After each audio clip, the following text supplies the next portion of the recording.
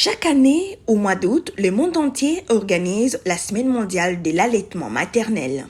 Ici, en République démocratique du Congo, une grande séance de travail a eu lieu le vendredi 30 août 2024 entre Pronanut et les agents et cadres du secrétariat général de l'économie. Le ministère de l'économie nationale, étant une institution sensible à la nutrition, a attiré l'attention du Pronanut qui a échangé avec ses agents et cadres sur l'importance de l'allaitement maternel optimal et sur les codes congolais de commercialisation des substituts du lait maternel. Dans ce mot d'ouverture, le secrétaire général, M. Célestin Tuité, a indiqué que l'allaitement maternel présente les avantages sur les plans politiques et sanitaires pour les nourrissons ainsi que pour leurs mères. Il est également une solution dans la réduction des dépenses des ménages car il constitue un moyen peu coûteux de nourrir les nourrissons. L'allaitement au sein de tous,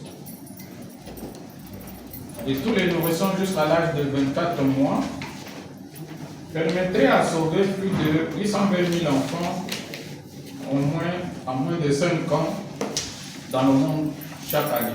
Et donc, l'allaitement maternel présente donc des avantages sur le plan politique et sanitaire pour les nourrissons ainsi que pour leurs mères. Il est une solution dans la réduction des dépenses de ménage au sein de familles, car il constitue un moyen peu coûteux de nourrir. Après avoir expliqué et convaincu les participants sur les bien-fondés de l'allaitement maternel, Madame Béatrice Kalanga, DIA du Pronanut, a déclaré ce qui suit devant la presse. Et le mois d'août, nous avons célébré la Semaine mondiale d'allaitement maternel à laquelle nous avons voulu travailler avec le ministère sensible à la nutrition. Entre autres, le ministère de l'économie, là où nous sommes venus pour sensibiliser d'abord sur les codes congolais de commercialisation des substituts du lait maternel et plus qui sont dans l'économie du pays, ils sont censés de vérifier sur l'étiqueté qu'on met dans le substitut du lait maternel et orienter même c'est des fabricants qui les fabriquent pour dire que l'allaitement maternel exclusif doit être appliqué à chaque enfant jusqu'à l'âge de 6 mois. Et sur le produit des substituts, ils mettent 4 à 36 mois. Des fois 4 à 24 mois. Alors que dans notre code, selon l'article 45, ça interdit de ne pas le faire. D'ailleurs, c'est depuis 2018 que cet article a été publié, les codes congolais des substituts du lait maternel. À travers eux, nous avons aussi sensibilisé les avantages de l'allaitement maternel exclusif chez la mère quand elle est en train de donner chez l'enfant, les avantages aussi chez l'enfant ainsi que les avantages au niveau communautaire.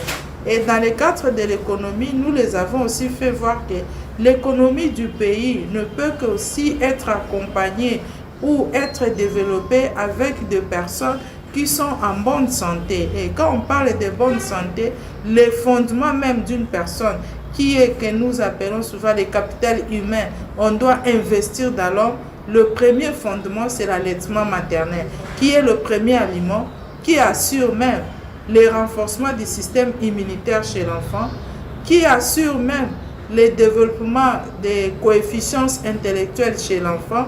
Et nous les avons même expliqué pourquoi nous insistons sur cela à travers le 1000 premiers jours de l'enfant, qu'ils ont compris pourquoi nous parlons des 1000 premiers jours, qui est réparti en 3 étapes. La première étape, c'est l'étape de la grossesse.